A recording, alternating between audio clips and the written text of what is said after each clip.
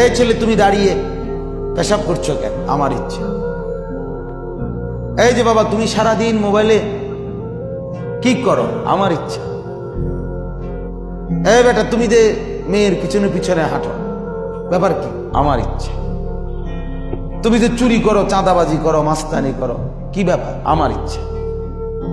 ভাই আপনি যে প্রত্যেক দিনে ওজনে কম দিচ্ছেন, ঘটনাটা কি? আমার ইচ্ছা। আপনি এই হারাম ব্যবসা করতেছেন, কারণটা কি? আমার ইচ্ছা।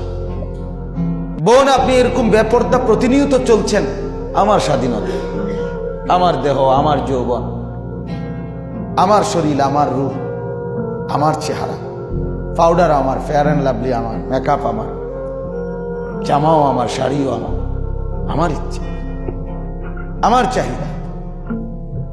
এই যে কথায় কথায় আমার ইচ্ছা, মনের প্রবৃত্তির অনুসরণ, মন চাহি জিন্দিগি, নফসের তাবেদারি, খাহেশাতের তাবেদারি। আল্লাহ তাআলা বলেন এই লোক মূলত আল্লাহকে আর খোদা মনে করে না, তার মনের চাহিদাকেই খোদা মনে করে।